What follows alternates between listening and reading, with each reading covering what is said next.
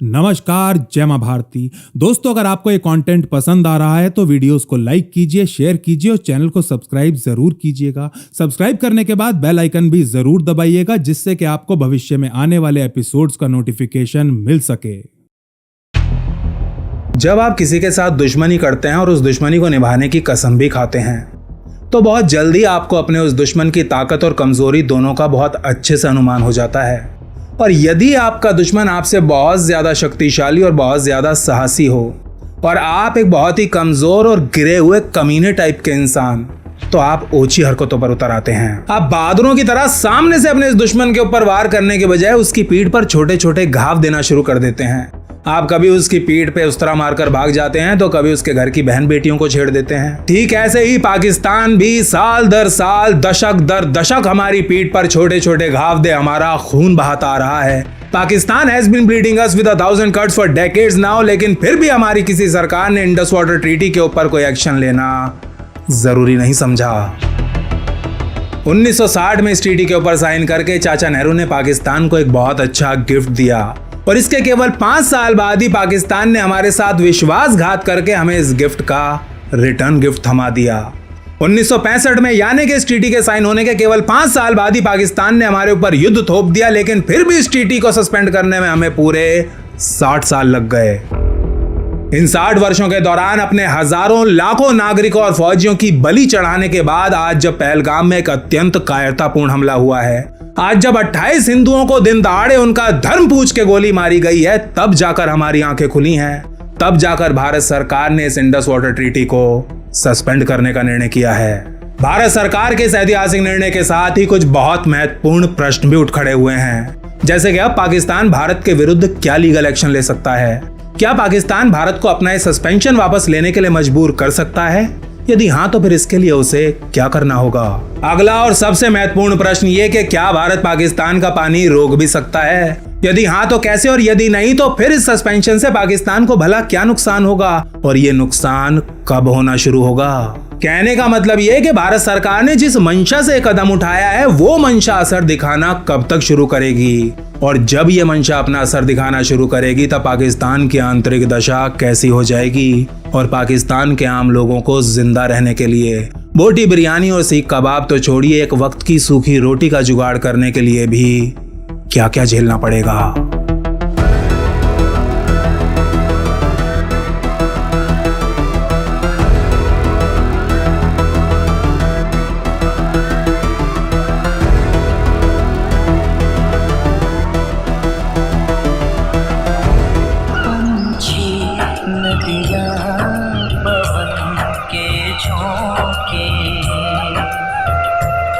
कोई सरहद ना रोके। पंछी, नदियां, पवन के झोंके, कोई सरहद ना इन्हें रोके। इस प्रकार के शब्द बॉलीवुड की फिल्मों में ही अच्छे लगते हैं। वास्तविक दुनिया से इनका दूर दूर तक कोई लेना देना नहीं होता। खासतौर पर जियोपॉलिटिक्स और डिप्लोमेसी की दुनिया, जहां जावेद अख्तर और गुलजार के इन शब्दों के लिए कोई जगह नहीं होती। अंतर्राष्ट्रीय कूटनीति की दुनिया में तो हर उस चीज को लेवरेज की तरह प्रयोग किया जाता है जो प्रयोग करने लायक हो, अब चाहे वो पंछी हो, हवा के झोंके हो, या फिर नदिया का पानी ही क्यों ना हो। 1947 में भारत और पाकिस्तान का बंटवारा होने के पहले दिन से ही दोनों देशों के बीच पानी को ले लड़ाई शुरू हो गई थी। दोनों देश सिंधु नदी और इसकी ट्रिब्यूटरीज यानी कि उप नदियों के पानी पर अपना अपना अधिकार ठोक रहे थे। लेकिन पाकिस्तान की समस्या ये थी कि ये सारी नदियां भारत की धरती से होते हुए उस तक जाती थीं। कहने का मतलब ये कि इंडस बेसिन में आने वाली 6 मुख्य नदियां सिंधु, रावी, सतलुज, चेनाब, झेलम और व्यास का पूरा कंट्रोल भारत के पास था। और अब पाकिस्तान जमीन की तरह इन नदियों के बंटवारे की जिद कर रहा था। पूरे 9 साल तक चली नेगोशिएशंस के बाद 19 सितंबर 1960 के दिन भारत के प्रधानमंत्री जवाहरलाल नेहरू और उस समय के पाकिस्तान के तानाशाह फील्ड मार्शल अयूब खान कराची में इंडस वाटर ट्रीटी के ऊपर साइन कर ही देते हैं। दोनों देशों के बीच हुई इस ऐतिहासिक ट्रीटी को उस समय वर्ल्ड बैंक की मध्यस्थता से कराया गया था। वर्ल्ड बैंक की गारंटी पर साइन की गई संधि के तहत सिंधु बेसिन की 3 पूर्वी नदियां व्यास, रावी, सतलुज और इनसे निकलने वाला 33 मिलियन एकड़ फीट पानी भारत के हिस्से में आता है, जबकि पश्चिम में बहने वाली सिंधु, चिनाब और झेलम और इनसे निकलने वाला 135 मिलियन एकड़ फीट पानी पाकिस्तान को दे दिया जाता है। क्षेत्रफल और जनसंख्या के लिहाज से जो भारत पाकिस्तान से लगभग 5 गुना बड़ा देश है, उस भारत को इन नदियों के पानी का केवल 5वां हिस्सा दिया गया और हमारे प्यारे चाचा नेहरू ने हंसते हंसते ऐसी संधि के ऊपर अपनी कलम भी चला दी। यह असमानता कितनी ज्यादा एक तरफा है उसे कुछ यूं समझने का प्रयास करते हैं। 1944 में यूएसए और मेक्सिको के बीच भी एक जल संधि की गई थी। इस संधि में दोनों देशों के बीच कोलोराडो, टिजुआना और रियो ग्रांडे नामक 3 नदियों के पानी का बंटवारा किया गया। इस बंटवारे के तहत जहां यूएस को कुल 15 लाख एकड़ फीट पानी मिला, वहीं मेक्सिको को मात्र 3.5 लाख एकड़ फीट। और ऐसा इसलिए किया गया क्योंकि क्षेत्रफल के लिहाज से अमेरिका मेक्सिको के मुकाबले 5 गुना बड़ा देश है। 1960 में जब इंडस वाटर ट्रीटी के ऊपर साइन करने के लिए जवाहरलाल नेहरू कराची पहुंचे, उस समय तक यूएस मेक्सिको जल संधि पूरे 16 साल पुरानी हो चुकी थी। यानी कि भारत के इस पहले प्रधानमंत्री के सामने एक ऐसा अंतरराष्ट्रीय प्रेसिडेंट मौजूद था जिसके तहत 2 देशों के बीच लैंड एरिया के अनुसार पानी का बंटवारा किया गया। लेकिन फिर भी हमारे महान चाचा नेहरू एक ऐसी संधि के ऊपर अपने हस्ताक्षर कराए जिसमें पाकिस्तान को मेक्सिको के मुकाबले 90% ज्यादा पानी दिया जा रहा था। 1960 में इस ट्रीटी के ऊपर साइन करके चाचा नेहरू ने पाकिस्तान को जो दरिया दिली दिखाई, उसका सिला उसी पाकिस्तान ने केवल 5 साल बाद उन्हें बहुत अच्छे से दिया। 5 अगस्त 1965 के दिन अयूब खान बिना किसी उकसावे के भारत के ऊपर आक्रमण कर देता है। दोनों देशों के बीच युद्ध शुरू हो जाता है और जब 1.5 महीने बाद यह युद्ध रुकता है, तब तक भारत के कुल 1500 फौजी वीर गति को प्राप्त हो चुके होते हैं।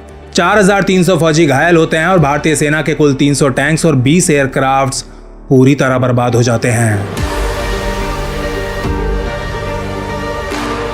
कहने का मतलब यह कि पाकिस्तान के एक तरफा निर्णय की वजह से पहले से ही गरीब देश भारत को अरबों डॉलर्स का नुकसान झेलना पड़ता है, लेकिन फिर भी इंडस वाटर ट्रीटी के ऊपर कोई आंच नहीं आती। एक संधि जिसे शांति काल में किया गया था, उसे युद्ध काल में भी भारत नामक इस गांधीवादी राष्ट्र द्वारा पूरी तन्मयता के साथ निभाया जाता है। इसके ठीक 6 साल बाद 1971 में एक बार फिर पाकिस्तान भारत के ऊपर आक्रमण करता है। एक बार फिर दोनों देशों के बीच युद्ध होता है। इस बार पाकिस्तान 2 टुकड़ों में टूट जाता है। बांग्लादेश नामक एक नए राष्ट्र का जन्म होता है, लेकिन ये इंडस वाटर ट्रीटी बिल्कुल वैसे ही चलती रहती है। वो देश जिसके साथ 1960 में हमने संधि की, 1971 में वो 2 टुकड़ों में टूट गया। उसका ज्योग्राफिकल, इकोनॉमिकल और सोशल कॉम्पोजिशन पूरी तरह बदल गया, लेकिन उसके साथ की गई संधि में रत्ती भर बदलाव भी नहीं आया।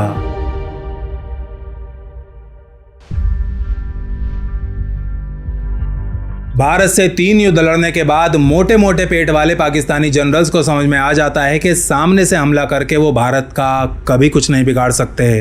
इसीलिए 90 का दशक आते आते अपनी रणनीति में 180 डिग्री का बदलाव लाते हुए अब वो छाती की जगह भारत की पीठ पर वार करना शुरू कर देते हैं। 12 मार्च 1993 के दिन दाऊद इब्राहिम द्वारा मुंबई में 1 दर्जन से ज्यादा धमाके करवाए जाते हैं। आईएसआई के बारूद और पैसे से करवाए गए सीरियल धमाके, जिनमें 300 लोग मारे जाते हैं और 1500 के आसपास घायल होते हैं। पाकिस्तान में रावलपिंडी से लेकर आबपारा तक खुशी की एक प्रचंड लहर दौड़ जाती है। मिठाइयां बांटकर ईद मनाई जाने लगती है। भारत को चोट पहुंचाने के लिए पाकिस्तान के हाथ एक अत्यंत कारगर और प्रभावशाली टोटका जो लग गया था, एक टोटका जिसे युद्ध नीति की भाषा में प्रॉक्सी वॉर कहा जाता है। 1993 में मिली मुंबई की सफलता से आईएसआई और पाकिस्तान फौज के हौसले बहुत ज्यादा बुलंद हो जाते हैं और अब कश्मीर से लेकर मद्रास और पंजाब से लेकर महाराष्ट्र तक हर वो अलगाववादी संगठन जो भारत से अलग होने का सपना देख रहा था, उसे पाकिस्तान द्वारा असीमित फंडिंग, ट्रेनिंग और हथियार उपलब्ध कराए जाने लगते हैं। 1993 के 3 साल बाद 21 मई 1996 के दिन दिल्ली के लाजपत नगर में एक धमाका होता है जिसमें 13 लोग मारे जाते हैं जबकि 39 घायल होते हैं। इसके अगले दिन यानी कि 22 मई को राजस्थान के दौसा में भी धमाका होता है जिसमें 14 लोग मारे जाते हैं और 37 घायल होते हैं। इसके 2 साल बाद पाकिस्तान द्वारा कोयम्बटूर को निशाना बनाया जाता है और इस बार 58 भारतीय मारे जाते हैं जबकि 200 से ज्यादा घायल होते हैं। 1993 और 99 के बीच केवल 6 वर्षों के अंतराल में आईएसआई की फंडिंग से भारत की धरती पर 1.5 दर्जन आतंकी हमले किए जाते हैं। सैकड़ों लोगों को मार दिया जाता है, लेकिन पाकिस्तान के ऊपर कोई फौजी कार्यवाही करना तो दूर की बात, हमारी सरकारों द्वारा उस 80% पानी को रोकने तक का प्रयास नहीं किया जाता जिसे हम इंडस वाटर ट्रीटी के नाम पर अपना दिल खोलकर बहा रहे थे। 20 फरवरी 1999 के दिन उस समय के भारत के प्रधानमंत्री स्वर्गीय श्री अटल बिहारी वाजपेयी एक डिलक्स बस में बैठ दिल्ली से लाहौर जाते हैं और इसके अगले दिन उस समय के पाकिस्तानी प्रधानमंत्री नवाज शरीफ के साथ में लाहौर डिक्लेरेशन के ऊपर साइन भी करते हैं। 21 फरवरी 1999 के इस ऐतिहासिक दिन वाजपेयी मीनारे पाकिस्तान के ऊपर खड़े होते हैं और पूरी दुनिया के सामने पाकिस्तान के अस्तित्व को स्वीकारते हुए अपने हाथों से पाकिस्तानी जनता के लिए ये 4 लाइनें लिखते हैं।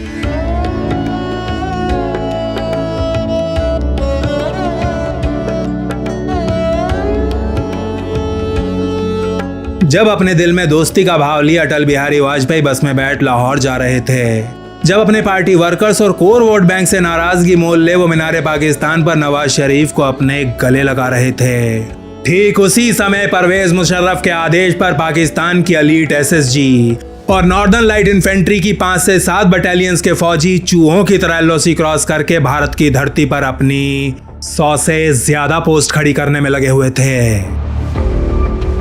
Fool me once and shame on you.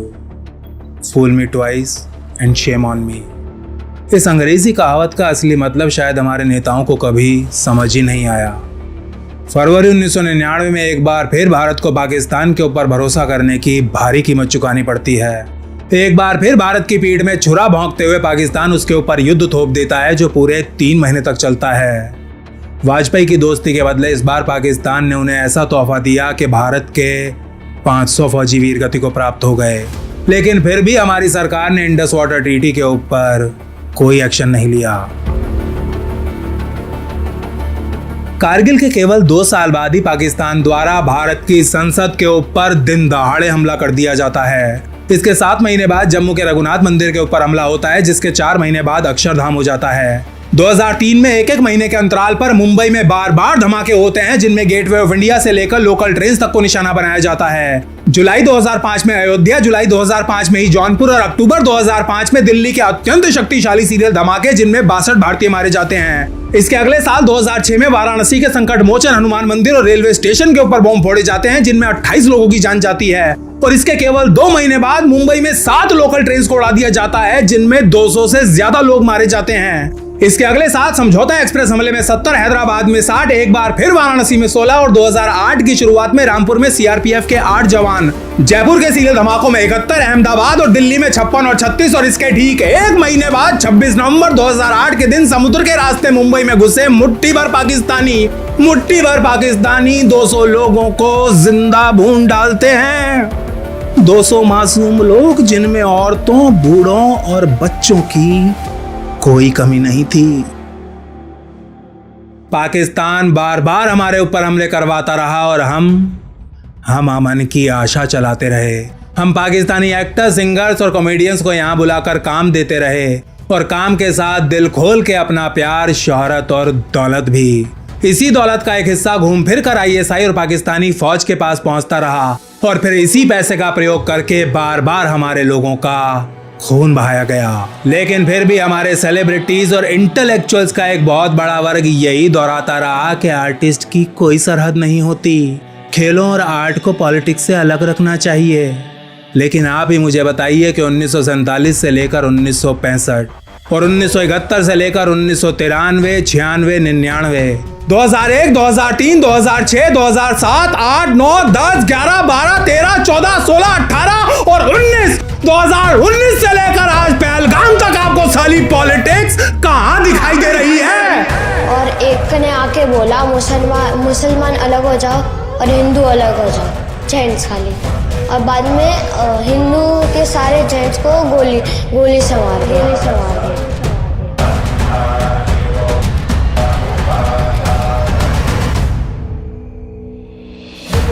पिछले कई दशकों से पाकिस्तान भारत के साथ जो करता आ रहा है उसे पॉलिटिक्स नहीं, धर्म कहा जाता है। एक धर्म जिसके अनुसार यहूद, हनूद और नसारा यानी कि ज्यूज, हिंदूज और क्रिश्चियंस को तो जीने का कोई अधिकार है ही नहीं।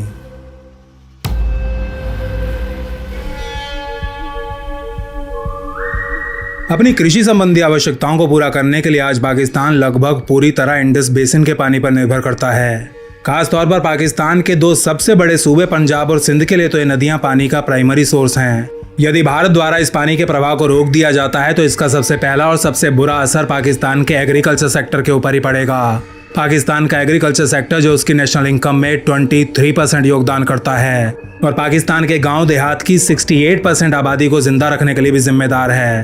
पाकिस्तान का ये एग्रीकल्चर सेक्टर ही उसकी सबसे बड़ी इंडस्ट्री भी है। एक इंडस्ट्री जो पाकिस्तान की कुल लेबर फोर्स में से 42% लोगों को जीविका प्रदान करती है, यानी कि पाकिस्तान की लगभग आधी वर्कफोर्स को रोजगार देने का काम करती है। Food and agriculture organization of the United Nations की एक रिपोर्ट के अनुसार इंडस बेसिन पाकिस्तान का मेजर एक्विफायर है, यानी कि भारत से होते हुए पाकिस्तान जाने वाला इंडस बेसिन की नदियों का पानी पाकिस्तान की प्यास बुझाने का सबसे प्रमुख सोर्स है। पाकिस्तान द्वारा किए जाने वाले कुल एक्सपोर्ट्स का लगभग 70% हिस्सा डायरेक्टली या इनडायरेक्टली एग्रीकल्चर के ऊपर निर्भर करता है।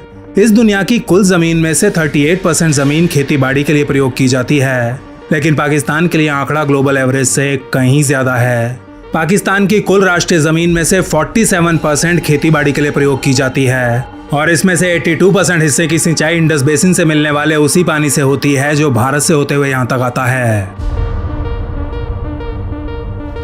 International institute of sustainable development की एक रिपोर्ट के अनुसार क्लाइमेट चेंज, तेजी से बढ़ रही आबादी, रिसोर्सेज का अंधाधुंध इस्तेमाल और अत्यंत कमजोर वाटर मैनेजमेंट, ये कुछ ऐसे कारण हैं जिनकी वजह से पाकिस्तान पहले ही पानी की भीषण कमी से जूझ रहा है। इस रिपोर्ट की माने तो पिछले कुछ वर्षों के भीतर पाकिस्तान की पर कैपिटा वाटर अवेलेबिलिटी एक चिंताजनक दर से नीचे गिरी है और इसी के चलते अब पाकिस्तान वाटर स्ट्रेस्ड कैटेगरी से निकल वाटर स्केर्स कैटेगरी में प्रवेश कर चुका है। इसी साल मार्च में डॉन अखबार द्वारा छापी गई एक रिपोर्ट के अनुसार तेजी से खाली हो रहे रिजर्वॉयर्स पाकिस्तान को एक बहुत बड़े डिजास्टर यानी कि आपदा की तरफ धकेल रहे हैं। एक विनाशकारी आपदा जिसके संकेत कराची और लाहौर जैसे पाकिस्तान के कुछ बड़े शहरों में कब के दिखाई देने लगे हैं। स्टेट्समैन माशाल्लाह हमारे ये कर रहे हैं और इश्यूज हमारे ये हैं जिस पे किसी एक की ज़ुबान से एक लफ्ज़ नहीं निकलता। आगे चलें जी। टोटल डिमांड पाकिस्तान की 274 मिलियन एकड़ फीट है एज वी स्पीक। 274 मिलियन एकड़ फीट पानी की डिमांड है।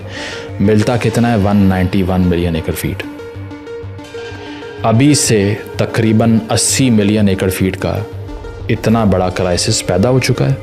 लाहौर की अगर हम बात करें, जो सिंध में भी नहीं आता, जो कहा जाता सबसे प्रिविलेज शहर है पाकिस्तान का इंफ्रास्ट्रक्चर के लिहाज से, इन्वेस्टमेंट्स के लिहाज से, 1980s में लाहौर में जो ब्रैकिश वाटर होता है, गदला सा पानी, वो अगर खुदाई करो 1980s में तो वो 45 फीट नीचे सरफेस से अवेलेबल था। 45 feet under the ground you could pump water, जो कि ब्रैकिश वाटर है।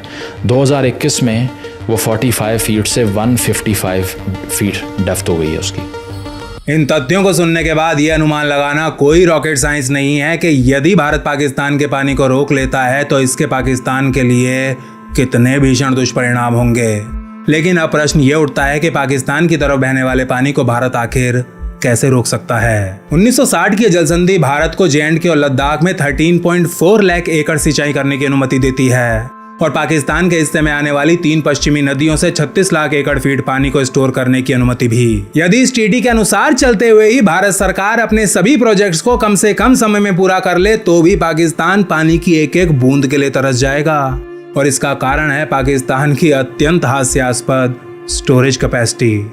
यदि किसी और दुनिया में हमारा पड़ोसी एक ऐसा देश रहा होता जिसने इन 70 सालों के दौरान खूब तरक्की की होती, आतंकी कैंप्स बनाने की जगह डैम्स बनाए होते, छोटे छोटे बच्चों को ब्रेन वॉश करने की जगह अपनी स्टोरेज कैपेसिटी बढ़ाने के ऊपर काम किया होता, तो ऐसे पाकिस्तान के ऊपर भारत के सस्पेंशन का कोई बहुत ज्यादा प्रभाव नहीं पड़ता और यदि पड़ता भी तो अपनी स्टोरेज कैपेसिटी का इस्तेमाल करके पाकिस्तान इन दुष्प्रभावों को मिनिमाइज कर देता। लेकिन याद रखिए कि हम यहाँ पर एक काल्पनिक किसी और दुनिया की बात कर रहे हैं। इस दुनिया में तो पाकिस्तान ऐसा कभी नहीं कर सकता और इसका कारण है उसकी स्टोरेज कैपेसिटी जो मात्र 10% है। मंगला और तरबेला ये दोनों पाकिस्तानी बांध साथ मिलकर भी केवल 14.4 मिलियन एकड़ फीट पानी स्टोर कर सकते हैं और यही वो कारण है जो भारत के इस निर्णय को पाकिस्तान के लिए एक भयानक सपना बना सकता है। लेकिन एक प्रश्न अभी भी बिल्कुल वैसे ही खड़ा हुआ है, क्या पाकिस्तान का पानी रोकने के लिए भारत के पास आवश्यक इंफ्रास्ट्रक्चर मौजूद है? Does India have means to choke Pakistan's water? तो इसका बहुत ही सरल सा उत्तर है नहीं। पाकिस्तान की लाइफलाइन कही जाने वाली झेलम, सिंधु और चिनाब नदियां तो पूरी तरह हमारी धरती के ऊपर हैं, लेकिन इनका पानी रोकने के लिए जिस प्रकार की मसल पावर चाहिए वो अभी वर्तमान में हमारे पास मौजूद नहीं है। 1965 में जब पाकिस्तान ने भारत के ऊपर एक पूरी तरह अनप्रोवोक्ड आक्रमण किया, उस समय संधि केवल 5 वर्ष पुरानी थी और पाकिस्तान ने खुद सामने से आके भारत को इस संधि से पल्ला झाड़ने का एक अच्छा खासा कारण भी दे दिया था। यदि उस समय इस संधि से पीछे हट हमने अपनी स्टोरेज क्षमता बढ़ाने के ऊपर काम किया होता तो आज वर्तमान में पाकिस्तान का 70 से 80% पानी पूरी तरह हमारी मुट्ठी में होता। यदि 1965 में इस संधि को लात मार हमने अपनी नदियों के ऊपर एक के बाद एक बांध बनाए होते तो आज पाकिस्तान की हालत कुछ ऐसी होती कि उसका हर आर्मी चीफ और प्रधानमंत्री सुबह उठते ही सबसे पहले भारतीय एम्बेसी में हाजिरी लगाने जाया करता। यदि वर्तमान की बात करें तो इस समय सिंधु, झेलम और चिनाब से पाकिस्तान को कुल मिलाकर 90 BCM से ज्यादा पानी मिलता है और ये सारा का सारा पानी भारत की धरती से होते हुए उस तक पहुंचता है। और अत्यंत शर्मनाक बात यह है कि इस समय हमारे पास जो स्टोरेज कैपेसिटी है वो इसमें से मात्र 1.5 BCM के आसपास पानी ही रोक सकती है।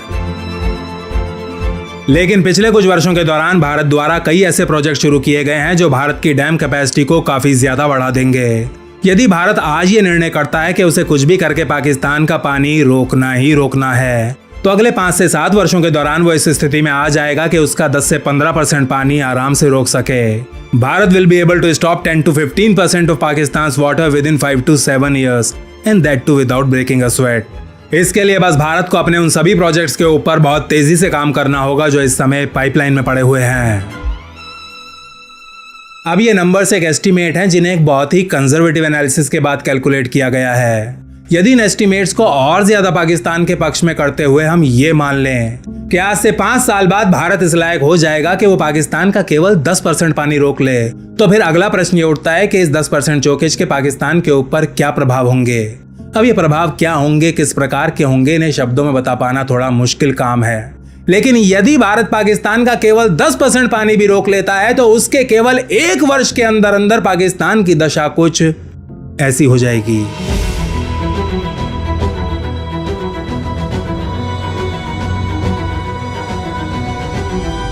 यदि कल को भारत पाकिस्तान का केवल 10% पानी भी रोक लेता है तो मैड मैक्स की काल्पनिक दुनिया पाकिस्तान के करोड़ों लोगों के लिए एक जीती जागती वास्तविकता बन जाएगी। खास तौर पर पंजाब और सिंध में तो हालात कुछ ऐसे हो जाएंगे कि वहां के लोग अपना पेशाब नाली या टॉयलेट में नहीं बल्कि बॉटल्स में करके उसे स्टोर करना शुरू कर देंगे, जिससे कि जब उन्हें प्यास लगे तो वो इस पेशाब को पी के अपनी इस प्यास को शांत कर सकें। जैसे जैसे पेशाब शर्ट से इवापोरेट होगा ये मेरे शरीर की गर्मी को कम करेगा।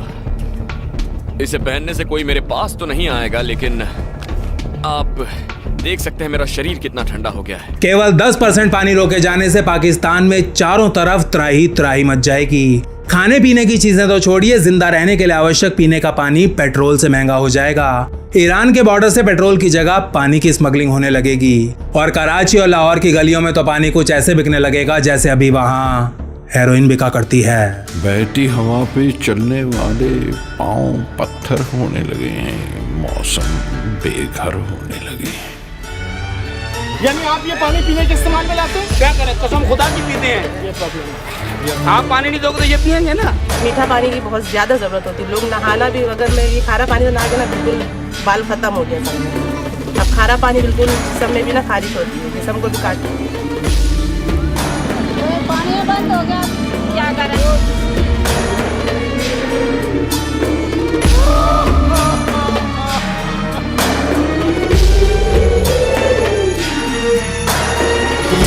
इसमें कोई दो राय नहीं है कि वर्तमान में पाकिस्तान का पानी रोकने के लिए भारत के पास आवश्यक मसल पावर मौजूद नहीं है। तो फिर इस सस्पेंशन का पाकिस्तान के ऊपर आखिर क्या फर्क पड़ेगा? इस ट्रीटी को सस्पेंड करने का फिर आखिर क्या फायदा हुआ? हमारे देश में अमन की आशा चलाने वाला एक बहुत बड़ा वर्ग आपको ये कहता हुआ दिख रहा होगा कि ये सब एक दिखावा है। भारत सरकार लोगों के गुस्से को शांत करने के लिए उनकी आंखों में धूल झोंक रही है। लेकिन यदि वाकई ऐसा है, यदि वाकई भारत के सस्पेंशन से पाकिस्तान को कोई फर्क नहीं पड़ेगा, तो फिर इस निर्णय के बाद पाकिस्तान में हड़कंप क्यों मच गया है? भारत सरकार के इस निर्णय को पाकिस्तान के डिफेंस मिनिस्टर ने एन एक्ट ऑफ वॉर क्यों घोषित कर दिया है? ऐसा इसलिए है क्योंकि केवल इस सस्पेंशन मात्र के ही पाकिस्तान के लिए अत्यंत विनाशकारी परिणाम हो सकते हैं। इस संधि को सस्पेंड करने के बाद अब भारत पाकिस्तान के साथ पानी के फ्लो का डेटा और टाइमिंग शेयर नहीं करेगा और ऐसा तत्काल प्रभाव से किया जाएगा। इसे कुछ यूं समझने का प्रयास करते हैं। अब से कुछ समय बाद देश में मानसून का आगमन होगा, चारों तरफ रिमझिम पानी बरसेगा, मोर नाचेंगे, आप अपनी बैल्कनी में बैठे चाय के साथ पकौड़ों का आनंद ले रहे होंगे और पाकिस्तान की तरफ जाने वाली वो 3 नदियां अपने पूरे उफान पर आ चुकी होंगी, एक विराट रूप धारण कर चुकी होंगी।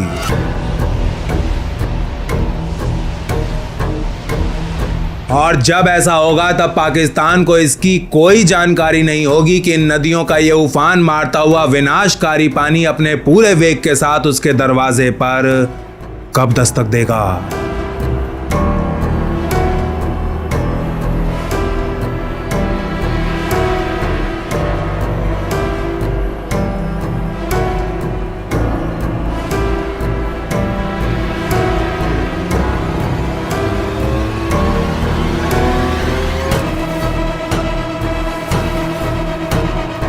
बारिश के मौसम में नदियों का कितना पानी कब उसकी सीमा में प्रवेश करने वाला है, इस जानकारी के लिए पाकिस्तान पूरी तरह भारत के ऊपर आश्रित है और भारत भी आज तक बिना किसी नागा के उसके साथ ये डेटा शेयर करता आ रहा है। लेकिन 22 अप्रैल 2025 के साथ अब भारत ऐसा नहीं किया करेगा।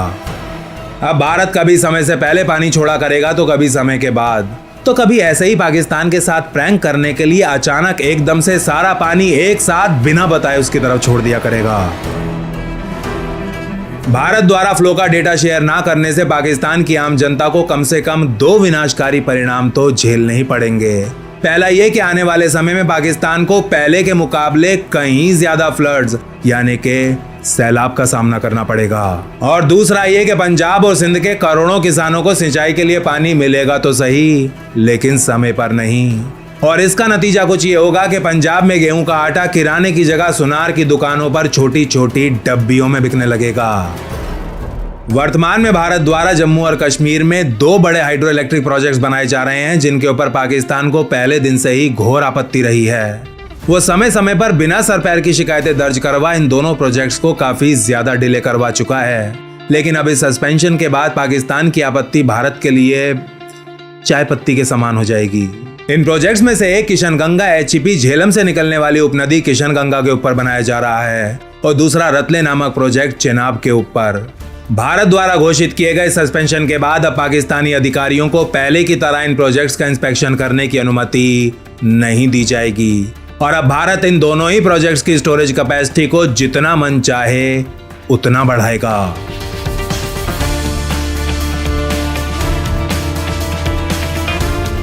अब अंतिम और एक अत्यंत महत्वपूर्ण प्रश्न ये कि इस संधि को सस्पेंड किए जाने के बाद अब पाकिस्तान भारत के विरुद्ध क्या लीगल एक्शन ले सकता है। इंडस वाटर ट्रीटी में दिए गए क्लॉजेस की बात की जाए तो उनमें कोई एग्जिट क्लॉज है ही नहीं। कहने का मतलब ये कि भारत और पाकिस्तान दोनों ही एक तरफा निर्णय ले इसे रद्द नहीं कर सकते। हमारे कैम्ब्रिज एजुकेटेड चाचा नेहरू द्वारा साइन की गई इस ट्रीटी में एक्सपायरी डेट तो छोड़िए, रिन्यूअल डेट तक नहीं है और इसमें किसी भी प्रकार का बदलाव करने के लिए दोनों पक्षों की सहमति भी आवश्यक है। चाचा नेहरू को शायद इस बात का पूरा विश्वास था कि जो पाकिस्तान आजादी के तुरंत बाद ही उनका 1/3 कश्मीर हड़प गया, वो पाकिस्तान भारत के साथ हमेशा अच्छे रिश्ते बनाकर रखेगा, एक सीधा साधा सज्जन सा पड़ोसी बनकर खुशी खुशी भारत के साथ रहेगा। हमारे चचा जान को शायद ये लग रहा था कि सूरज बड़जात्या की फिल्मों की एंडिंग की तरह Bharat and Pakistan will live happily after. जन्मों के साथ ही हम साथ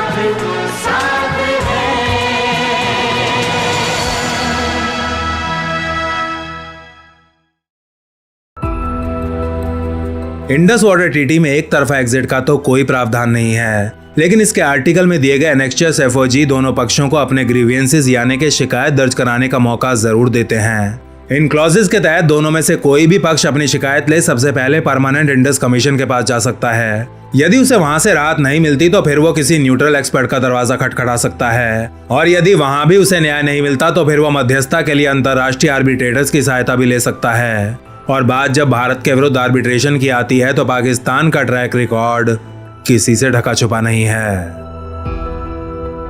लेकिन यहाँ पर असली मजे की बात तो यह है कि इस ट्रीटी को सस्पेंड करने के बाद भारत इसके किसी भी क्लॉज को मानने के लिए बाध्य है ही नहीं, और इसीलिए आर्टिकल 9 के एनेक्शियस एफओजी पाकिस्तान के लिए किसी काम के रह ही नहीं जाते। मतलब यह कि इन दोनों क्लॉजेस का प्रयोग कर एक पक्ष संधि के अंदर रहते हुए अपना डिस्प्यूट तो दर्ज करा सकता है, लेकिन बात जब इस संधि के सुचारू रूप से पालन करने की आती है तो वहां ये क्लॉजेस किसी भी पक्ष को कोई सहायता प्रदान नहीं कर सकते। पाकिस्तान के पूर्व केंद्रीय कानून मंत्री अहमद बिलाल सूफी भी इस बात को स्वीकार कर चुके हैं। 2016 में डॉन अखबार को दिए एक इंटरव्यू में इन क्लॉजेस के ऊपर बात करते हुए वो कहते हैं, यदि भारत इस ट्रीटी को रिवोक करता है तो इसका मतलब ये होगा कि उसने इसका पूर्ण रूप से त्याग कर दिया है। ऐसे में आर्टिकल 9 के एनेक्सर एफओजी के तहत दिया गया डिस्प्यूट मैकेनिज्म पाकिस्तान की कोई सहायता नहीं कर पाएगा। खुद पाकिस्तान का कानून मंत्री भी इस बात को मानता है कि क्योंकि संधि के किसी भी क्लॉज में खुद संधि की समय सीमाएं सस्पेंशन के ऊपर कोई प्रावधान नहीं है, इसलिए पाकिस्तान के पास कोई ऐसा विकल्प है ही नहीं जिसका प्रयोग कर वो इस सस्पेंशन को वापस करवा सके।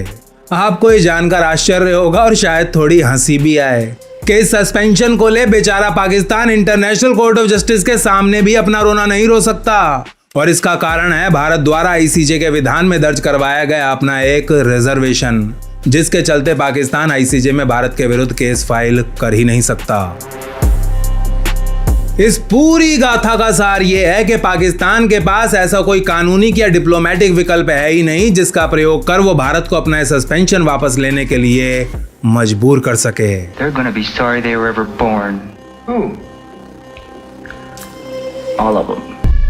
पिछले एक दशक के दौरान पाकिस्तान का जिस प्रकार और रफ्तार से जियोपॉलिटिकल आइसोलेशन हुआ है, उसके चलते वो दूसरे देशों से भी भारत के ऊपर कोई दबाव नहीं डलवा सकता, और ना ही उसके पास इतना सामर्थ्य है कि वो वर्ल्ड बैंक को दुनिया की फास्टेस्ट ग्रोइंग इकोनॉमी के ऊपर सैंक्शंस लगाने के लिए मजबूर कर सके। ऐसे में इस ट्रीटी को फिर से बहाल करवाने का पाकिस्तान के पास सिर्फ और सिर्फ एक ही मार्ग है, और वो ये कि आसिम मुनीर खुद अपने टैंक के ऊपर सवार हो मर्दों की तरह सामने से भारत के ऊपर आक्रमण करे। पश्तून और बलोचों को मारने वाली उसकी बहादुर फौज भारत के 12.5 लाख एक्टिव और 10 लाख रिजर्व ट्रूप से सरेंडर करवाए। दिल्ली में राष्ट्रपति भवन, रक्षा भवन, ऑल इंडिया रेडियो और दूरदर्शन इत्यादि को अपने कब्जे में लेने के बाद पाकिस्तानी फौज भारतीय संसद में घुस के उसके ऊपर अपना झंडा लहराए, और ये सब करने के बाद आसिम मुनीर प्रधानमंत्री मोदी को बंदी बना अपनी मेड इन चाइना पिस्तौल उनके सर पे रख के उन्हें सस्पेंशन वापस लेने के लिए मजबूर कर दे। यदि ये सारी की सारी चीजें पाकिस्तान कर ले तो ही वो भारत से अपना निर्णय वापस करवा सकता है, अन्यथा अपने करोड़ों लोगों को भूख और प्यास से तड़पते देखने के अलावा पाकिस्तानी सरकार और आसिम मुनीर के पास और कोई चारा नहीं होगा।